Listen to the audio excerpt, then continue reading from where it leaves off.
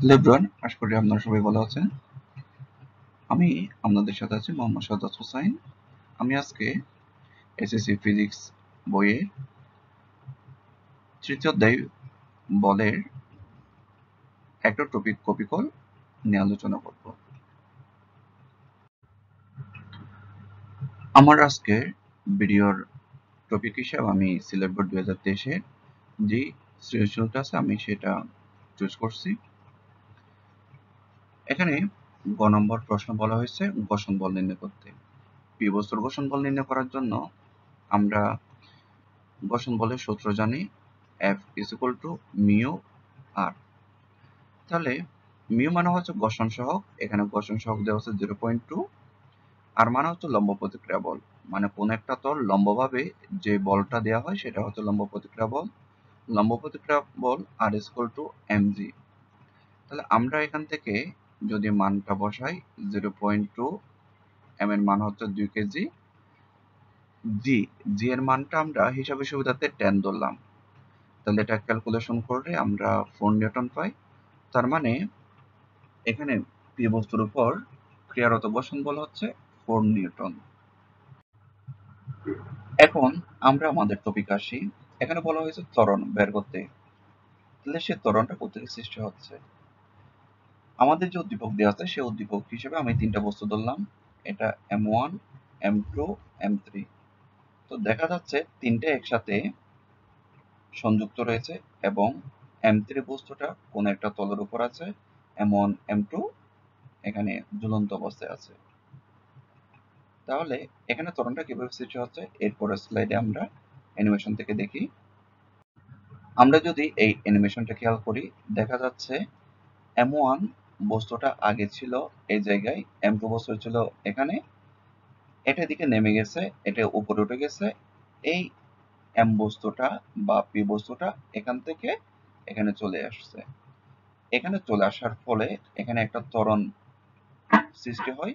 সেই ত্বরণটা হচ্ছে কার্যকর ত্বরণ এবং এই ত্বরণের মানটা আমরা বের করব। এবং এই বস্তুটা কেন এদিকে আসছে এবং এটা কেন উপরের দিকে গেছে এবং কেন এটা এদিকে গেছে সেই ব্যাপারগুলো আমরা এখানে ডিটেলস অ্যানিমেশন থেকে দেখে নিব। আমরা যদি এখানে অ্যানিমেশনটা একটু খেয়াল করি, এখানে দেখা যাচ্ছে M1 বস্তুটি এদিকে চলে আসছে, M2 বস্তুর নিচ থেকে উপরের দিকে গেছে, আর M3 বস্তুটা এদিক থেকে এদিকে সরে গেছে। তিনটা বস্তু কিন্তু একসাথে মুভ করেছে। এর কারণটা ওরা একটার সাথে অন্যটা সংযুক্ত রয়েছে। আর এখানে যে একটা ত্বরণ S সৃষ্টি হয়েছে সেই ত্বরণটা আমরা বের করব। আমরা সাধারণত জানি ওজন সবসময় খাড়া নিচের দিকে ক্রিয়া করে, তার মানে W2 নিচের দিকে ক্রিয়া করে, কিন্তু এখানে ও উপরের দিকে কেন উঠেছে? কারণটা হচ্ছে এই W1 এর মান এখানে 660 নিউটন নিচের দিকে ক্রিয়া করতেছে এবং W2 300 নিউটন যদিও নিচের দিকে ক্রিয়া করে কিন্তু ওর মানটা 660 থেকে কম, যার কারণে W1 এর মান বেশি হওয়ার কারণে ও টান বল বেশি হওয়ার কারণে উপরের দিকে পড়ে গেছে। আর ঘর্ষণ বল আমরা জানি অবশ্যই গতির বিপরীতে ক্রিয়া করে। বস্তুটা যেহেতু ডান থেকে বাম দিকে সরে গেছে, ঘর্ষণ বল অবশ্যই এদিকে ক্রিয়া করবে। তার মানে আমরা এখান থেকে কার্যকর বল কত পাই? কার্যকর বল F যদি ধরি, F সমান হচ্ছে W1 minus W2 minus F। অর্থাৎ আমার এই যে W1 নিচের দিকে যাচ্ছে এবং এই বলের বিপরীতে আমার W2 ক্রিয়া করতেছে এবং ঘর্ষণ বলও ক্রিয়া করতেছে, যার মানে আমরা F সমান W1 minus W2 minus F লিখতে পারি। এখান থেকে আমরা নিউটনের সূত্র অনুযায়ী পাই F সমান ma। যেহেতু এইখানে তিনটা বস্তু একটার সাথে একটা কানেক্টেড আছে, আমি m সমান লিখতে পারি m1 plus m2 plus m3 এবং যে কার্যকর ত্বরণ আছে সে ত্বরণটা হচ্ছে a, আমরা এভাবে লিখতে পারি a সমান f বাই m। আর এখানে f মানে হচ্ছে w1 minus w2 minus f। তাহলে এখানে আমরা আমরা যদি দেখি f w1 minus w2 minus f, তার মানে এখানে 660 নিউটন বিয়োগ 300 নিউটন বিয়োগ 4। আর এখানে আমরা বর যদি m1 plus m2 plus m3 তিনটে যোগ করি তাহলে এখানে পাই 66 প্লাস 30 প্লাস 4 বর ছিল 2। তাহলে এখান থেকে আমরা যদি এটা করি তাহলে এখানে যে কার্যকর ত্বরণ থাকে সেই ত্বরণটা আমরা বের করতে পারবো। যদি আমার ঘর্ষণ বল দেওয়া না থাকতো তাহলে এখানে এই যে এফ এর মানটা লেখার কোনো দরকার হতো না, শুধু ওজনের তারতম্যের কারণে এটা আমরা লিখলে হতো। যদি m1 m2 এর চেয়ে ছোট হতো, তাহলে বস্তুটা আমার বাম থেকে ডান দিকে চলে আসতো, তার মানে m1 নিচের দিকে চলে আসতো, m2 উপরের দিকে উঠে যেত। আমরা এভাবেই এখানে সহজে কপি কলের ম্যাথটা কমপ্লিট করতে পারি। আমি যদি এবার বিস্তারিত একটু আলোচনা করি, আমি বলছি কি W1 ও নিচের দিকে ক্রিয়া করে, W2 নিচের দিকে ক্রিয়া করে, তাহলে এখানে দুইটা যোগ হওয়ার কথা একই দিকে আছে বিদায়, কিন্তু কেন আমি বিয়োগ করলাম?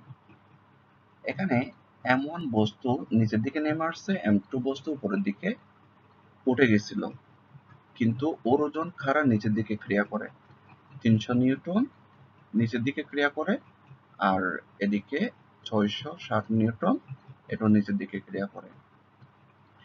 ওর যেহেতু একটার সাথে আরেকটা সংযুক্ত ছিল, ওর ওজন বেশি হওয়ার কারণে এই বস্তুকে উপরের দিকে তুলে নিয়েছিল। ও নিচ থেকে উপরের দিকে চলে গেছে, তো নিচ থেকে উপরের দিকে তোলার জন্য এই যে 660 নিউটন আছে, 660 নিউটন থেকে এখানে 300 নিউটন খরচ করতে হয়েছিল এই M2 বস্তুকে নিচ থেকে উপরের দিকে তোলার জন্য। এখানে আরেকটা বস্তু P সংযুক্ত ছিল।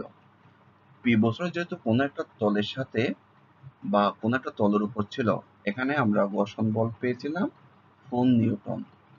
তাহলে আমরা জানি ঘর্ষণ বল ক্রিয়া করে গতির বিপরীত দিকে বা বলের বিপরীতে, এখানে বল ক্রিয়া হচ্ছে এদিকে, তার মানে ঘর্ষণ বল হবে তার বিপরীতে, এই জন্য আমরা এখান থেকে -4 করেছিলাম। এটার যে বিয়োগফলটা পাবো সেই বিয়োগফলকে আমরা কার্যকর বল হিসেবে বলেছি। এটা হচ্ছে আমাদের মূল থিওরি।